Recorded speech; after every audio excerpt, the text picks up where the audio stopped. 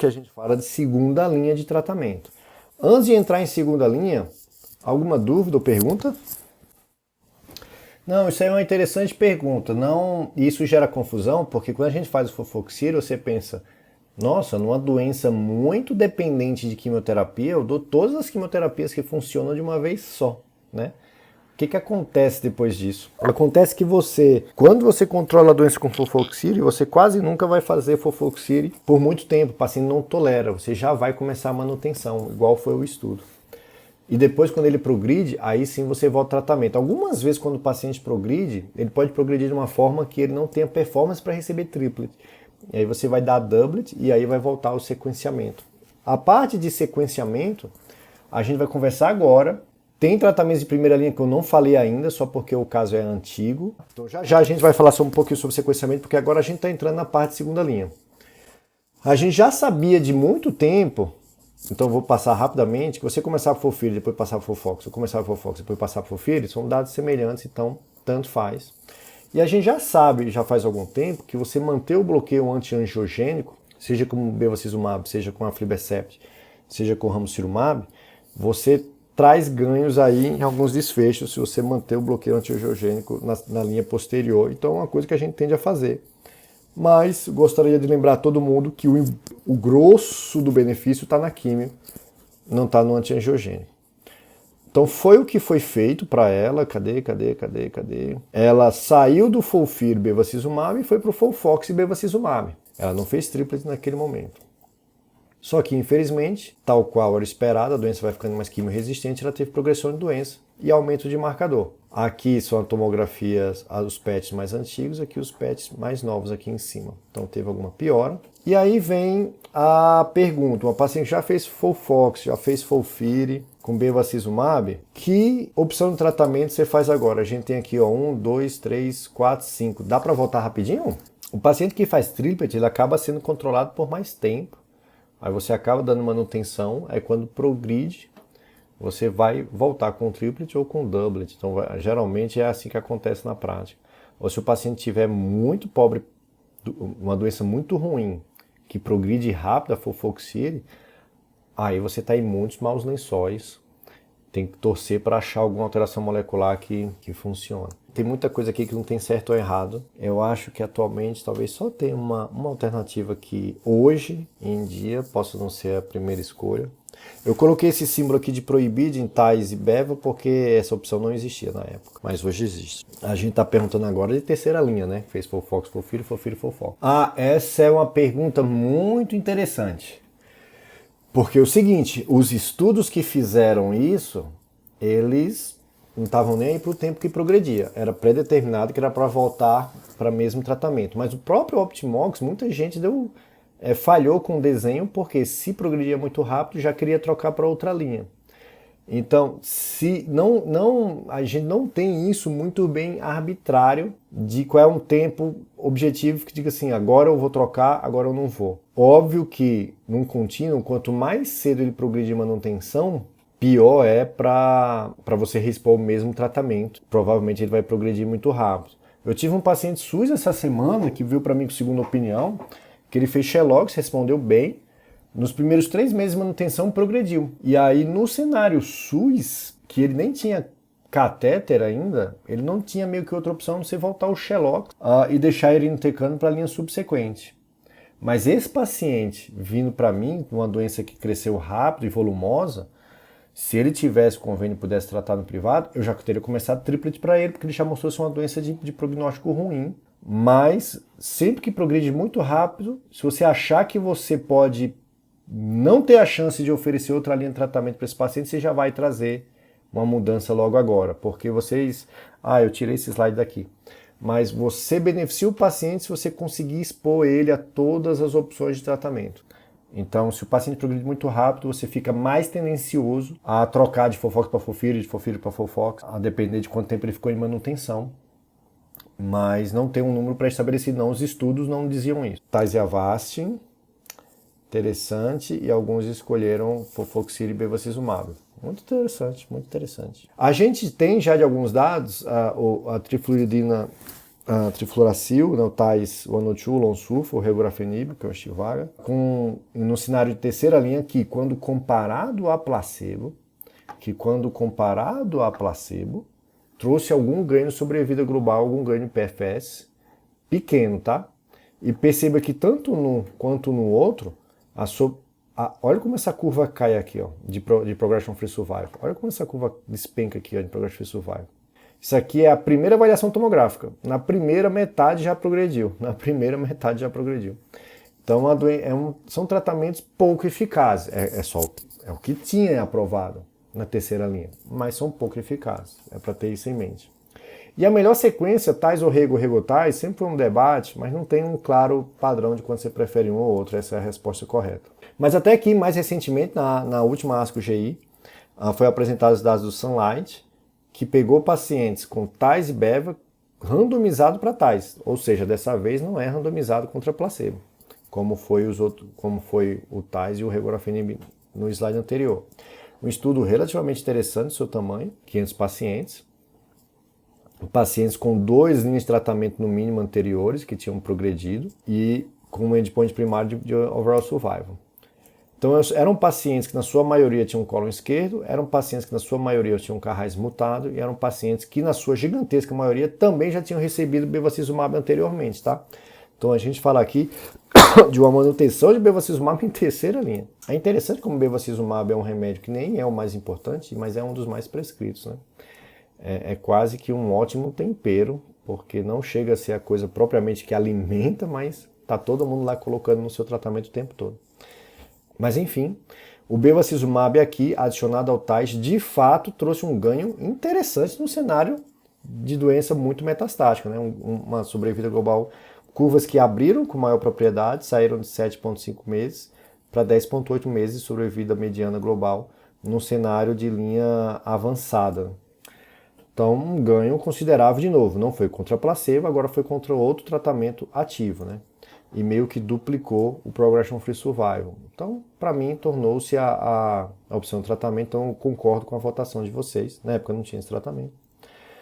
E eu gosto de trazer esse estudo aqui, que é o Redose, do regorafenib, para vocês saberem o seguinte. O que foi que fez o Redose? O regorafenib foi inicialmente desenhado para começar com dose de 160mg, 3 semanas sim, uma não. Isso traumatizou muitos oncologistas, porque é tóxico. E compararam com você fazer escalonamento, que algumas pessoas já fazem. Talvez vocês não vejam mais tanto usando sorafenib para HCC, mas meio que a gente faz isso na prática também. Você vê um paciente mais debilitado, às vezes você não começa a dose cheia de sorafenib. A mesma coisa que era com o regorafenib. Se era um paciente mais assim, e a gente está falando do paciente terceira linha, você já começava com uma dose mais baixa. Percebendo isso, desenhou-se esse fase 2, onde randomizou pacientes para fazer dose escalada versus dose cheia desde o início. E o que mostrou? Então, o que esse estudo do Redose mostrou? Mesmo dando a dose escalada, ou seja, mesmo você começando com menos dose, isso aqui devia ser azulzinho, né, com base no gráfico, a sobrevida global foi melhor quando você começou com menos tratamento do que quando você começou com tratamento cheio. Os pacientes conseguiram receber mais tratamento começando com dose escalonada. Então, toda vez que você for começar a regorafenib, a gente só começa com a dose de 80mg e vai escalonando. Cada semana você vai aumentando. Então, é um paciente que a gente tem retorno semanal, no primeiro ciclo principalmente. Mas, nesse caso aqui em particular, essa paciente recebeu, vamos dizer assim, um presente de Natal que tinha chegado o foundation dela. Isso é uma história real, tá, pessoal? Não estou inventando, não. Isso realmente aconteceu nesse caso. E no foundation discordou do dado inicial. No foundation ela era BRAF mutado, ela tinha Carrais selvagem e tinha instabilidade microsatélite. E também uma alta carga mutacional. Então agora a gente tem uma paciente com colo direito, adenocarcinoma, com metastático para fígado, linfonodos e pulmão, não estava aí. Carrais e NRAS selvagem, não mais Carrais mutado, agora um BRAF mutado, não mais um BRAF selvagem, deficiente para enzimas de reparo DNA e com alta carga mutacional. O que vocês fariam agora? Basicamente é isso, vocês manteriam a sua recomendação aqui era de TAIS e BEVA, que não tinha aqui na época, ou vocês mudariam para alguma outra coisa pelo fato dela ser BRAF ou instabilidade microsatélite. Vamos lembrar desse gráfico que é bastante interessante e muito citado. Aqui nesse eixo é resposta e nesse eixo aqui é carga mutacional. Onde é que está câncer de cólon aqui? Está aqui. Uma doença que não tem taxa de resposta nenhuma à imunoterapia. Aqui a taxa de resposta é a imunoterapia, tá? Desculpa, não falei. E onde é que está câncer de cólon com instabilidade microsatélite? Está aqui. Então, do ponto de vista de resposta à imunoterapia, ter ou não ter instabilidade microsatélite torna o câncer coloretal doenças completamente diferentes. A gente sabe que instabilidade microsatélite confere uma alta carga mutacional, e poli também, é outra alteração genética que torna esse tumor ultramutado. Eu só tive um caso na minha vida de paciente poli, foi lá no Indianos, inclusive. E doença coloretal com instabilidade microsatélite geralmente tem um infiltrado linfocitário maior no seu tumor. A gente já teve aí, em 2017, pela primeira vez, a gente teve a aprovação de imunoterapia em pacientes com instabilidade microsatélite, independente do tumor, inclusive. Não só para câncer coloretal. E aí vamos lembrar, um paciente com instabilidade microsatélite, a gente teve o Keynote 177, foi discussão de artigo aqui ontem, com os residentes aqui do Sírio. Só relembrando, pacientes foram randomizados para quimio, isso em primeira linha, tá? Eu sei que eu estou falando aqui de uma paciente que já está em terceira linha, basicamente, mas isso aqui foi um estudo de primeira linha, foi randomizado para pembrolizumab versus químios que a gente geralmente faz de primeira linha. E o que a gente viu que pembrolizumab sozinho aumentou a taxa de resposta de 50% para 69%. A taxa de pacientes com controle de doença por mais de 24 meses saiu de 33 para 83, assim, dados bastante interessantes. E curvas que depois da mediana se abriram de forma muito importante em Progression Free Survival. Teve algum grau de crossover para pacientes fazerem imunoterapia, mas mesmo assim houve aí uma tendência a melhor ganho de sobrevida global com o pembrolizumab. Por causa disso, isso é um tratamento aprovado na primeira linha, bem menos tóxico e mais efetivo no cenário de doença metastática. A gente tem aí novas imunoterapias chegando, tá, pessoal? Dentre elas, Ipinivo, que provavelmente com taxas de respostas ainda melhores, também com dados de PFS e overall survival bastante animadores, mas ainda não randomizados contra outro tratamento. Aqui eu acho que o correto agora é randomizar contra o pembrolizumab, né? A gente tem espaço para imunoterapia no paciente que é proficiente de instabilidade microsatélite, né, proficiente de enzima de reparo, tem estabilidade microsatélite. A gente tem aprovação, inclusive pela FDA, para dar imunoterapia para todos os tumores, incluindo câncer coloretal, para aqueles pacientes que têm tumor mutation burden high, né, maior que 10 mutações por megabase. E a gente não tem papel nenhum de expressão de PDL1 em câncer coloretal ainda, tá, pessoal? Só para vocês saberem que a gente não usa PDL1 em câncer coloretal. Agora percebam, por mais que a gente fale isso, a gente tem análises retrospectivas subsequentes a essa recomendação mostrando o seguinte, que é pacientes com câncer coloretal. Realmente pacientes com câncer coloretal com TMB alto responderam bem melhor do que pacientes com câncer coloretal com TMB baixo. Nossa, que legal. Mas quando você vai estratificar para instabilidade microsatélite, os pacientes que tinham, né, deficiência de reparo de DNA ou que eram polimutados, né, esses foram sim os que responderam melhor à imunoterapia. Os pacientes que eram estáveis ou proficientes em enzima de reparo, independente do TMB deles, a resposta de imunoterapia foi a mesma. Então, sinceramente, eu concordo com o guideline da ASCO, agora publicado em 2023, dizendo que com base em limitada evidência, pembrolizumab não é recomendado para pacientes com câncer coloretal metastático e TMB alto, sendo ele estável, né, com estabilidade microsatélite, tá? Só para vocês saberem. Enfim, essa paciente, começou Ipinivo na época, não foi pembro, é um caso real, então estou sendo sincero, não tinha aprovação nenhuma de imunoterapia. Foi um caso interessante que o convênio liberou sem judicialização e chegou a ter uma resposta clínica muito interessante.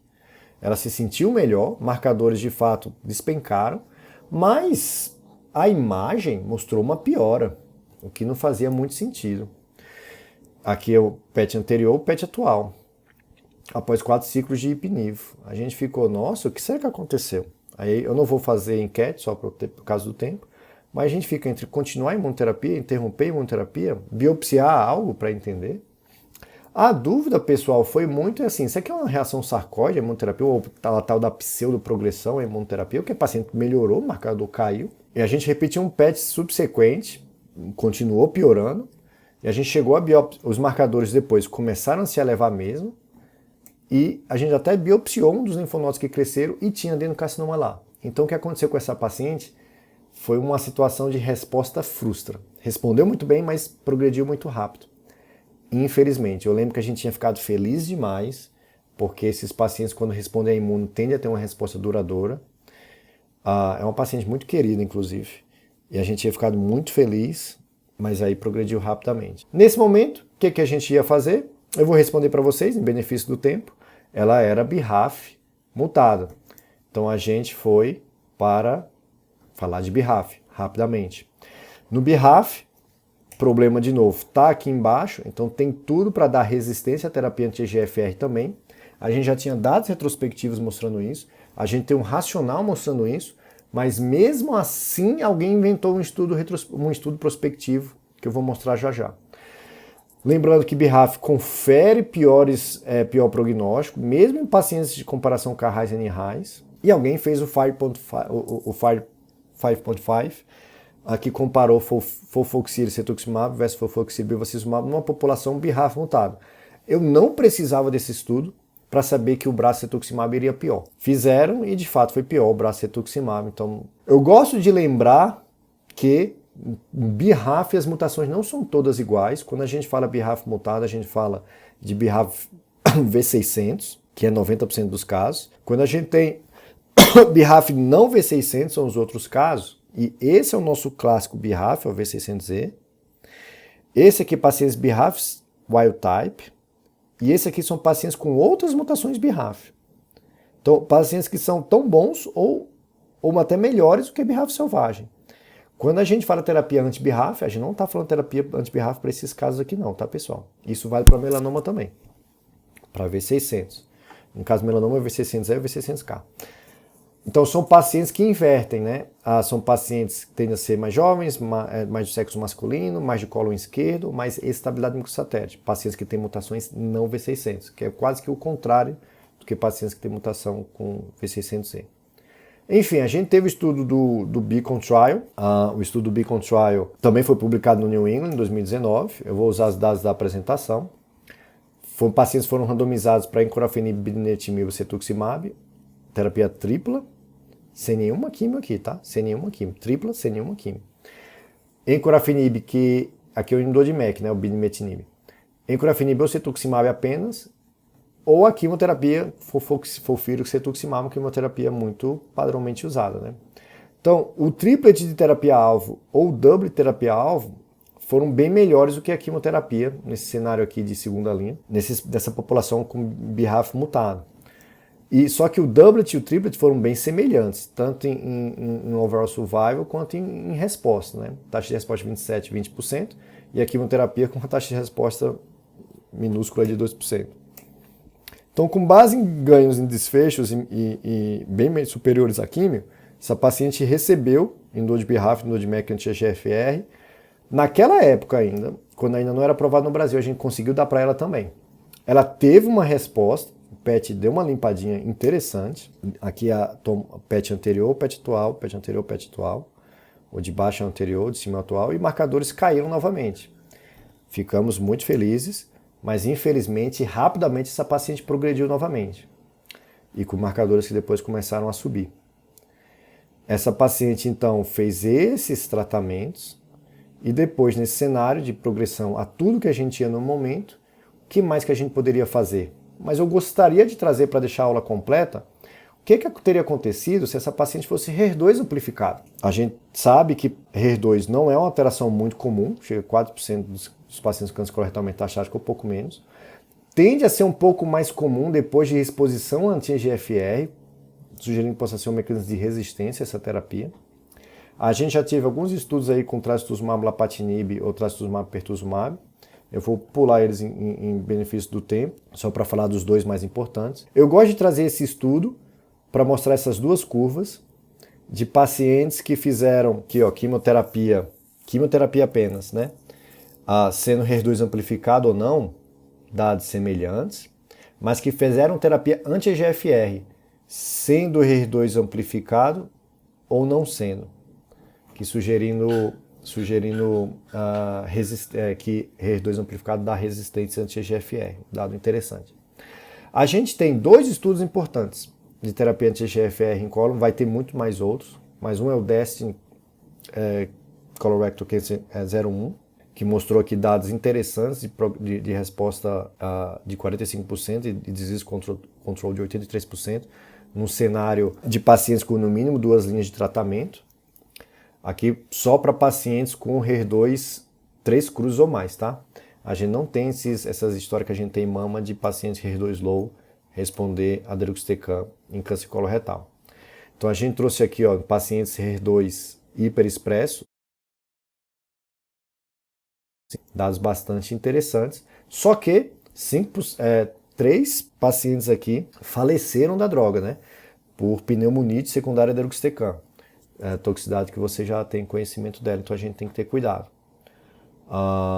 E a gente também tem outro estudo muito importante, Mountaineer, um estudo de fase 2, também para pacientes com HER2 positivo, que também mostrou dados interessantes aqui. 65% dos pacientes tiveram algum grau de redução, também doença politratável, com a taxa de resposta aí independente de 38% e uma mediana de controle de doença aí de 12,4 meses,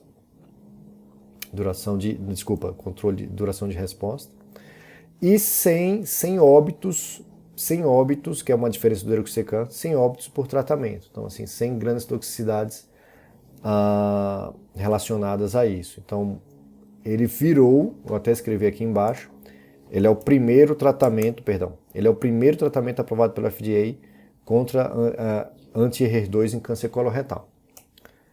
Ok, então a gente teve esses dois, vou lembrar de novo, deruxtecan e o taquitinib mais trastuzumab. São os principais estudos de HER2 que a gente tem. A gente tem fusões a gente já mostrou uma das raças que a gente pode encontrar elas tanto por análise de tecido quanto por biópsia líquida. E a gente tem aí larotrectinib para NTRK em múltiplas doenças, inclusive câncer coloretal. Tem aprovação pela FDA de larotrectinib. Então, assim, para concluir, né, essa apresentação e ficar aí na minha 1 hora de aula, a medicina de precisão está chegando em câncer coloretal, na verdade já chegou, a gente já tem usado. Num paciente que tem instabilidade microsatélite, a gente vai usar imunoterapia, está aprovado pembrolizumab, está chegando outros, mas mesmo em cenários subsequentes, se o paciente não recebeu imuno, não deixe de dá-lo. Um paciente com instabilidade microsatélite não pode morrer sem receber imunoterapia. A alta carga mutacional, a gente não tem clara evidência que beneficia pacientes com câncer coloretal, infelizmente. Pacientes com mutação BRAF V600 tem o Beacon Trial. A gente faz doublet atualmente, encorafenib com cetuximab. Está chegando no Brasil já a aprovação esse ano. Tem outros estudos aí em andamento também, novas terapias para anti-BRAF nesse cenário. Pacientes com HER2 hiperexpresso, considere dar HER2 se disponível. A gente não tem disponível no Brasil. Estados Unidos já FDA aprova o tacatinib com trastuzumab. A gente também tem esperança que o deruxtecan também chegue. Eu já cheguei a dar deruxtecan para uma paciente via judicialização, uma tentativa heróica de tratamento. Ela tinha HER2. Tinha uma história natural de doença completamente diferente do habitual, inclusive. Se o paciente tiver NTRK, considere dar NTRK, né, o larotrectinib ou entrectinib. Aqui, para mim, é igual caviar, só ouvi falar, nunca, não tive nenhum paciente meu que eu consegui dar esse tratamento. Aquilo que eu te falei, FOLFIRI, FOLFOX, tanto faz. Considere manter o antiangiogênico, não é o mais importante, mas pode trazer ganhos em alguns desfechos. Anti-EGFR é uma opção para aqueles pacientes com RAIS e BRAF selvagem que você não tenha dado na primeira linha. Aí vem a pergunta da colega, FOLFOXIRI com bevacizumab, o que é que faz depois disso? Complica a nossa vida, mas se o paciente é all-RAIS e BRAF selvagem, você considera dar químio com anti-EGFR, é uma opção de tratamento. Se não, TAIS e BEVA ou regorafenib seria a opção. Lógico que se está na fase de manutenção, você pode reexpor, você pode fazer o triplet de novo. Não é claro uma preferência entre rego ou TAIS, mas TAIS e BEVA foi melhor que TAIS, então acaba que ganhou aí importância nesse cenário. Então, só para finalizar, umas perguntas provocadoras que eu tinha deixado aqui. Para um paciente... até deixei a resposta sem querer, né? Eu ia excluir a resposta daqui. Para pacientes com câncer coloretal, com instabilidade microsatélite, que experimentam de progressão lenta a pembrolizumab, por exemplo, eu consideraria trocar o tratamento para ipi/nivo, como a gente faz em alguns outros cenários? Consideraria como uma opção, talvez não a padrão, você poderia, se o paciente progrediu a imunoterapia, a segunda linha padrão é da quimioterapia, mas a gente, tal qual em outras doenças, talvez uma imunoterapia mais potente consiga ainda ser sensível no cenário de onde está progredindo vagarosamente a imunoterapia. Então esse IES aqui nem é para ser um IES tão forte assim. O tratamento padrão é dar químio, tá? No paciente com R2 hiperexpresso, qual é a terapia que a gente geralmente, em que momento a gente daria terapia anti-R2? Na segunda linha, a gente não tem aprovação para dar na primeira ainda, mas em câncer coloretal é em segunda linha. Qual a gente escolheria? Bem, o tucatinib, trastuzumab já é FDA approved, tem dados de eficácia semelhantes a deruxtecan e não mata ninguém até o presente momento por toxicidade do tratamento.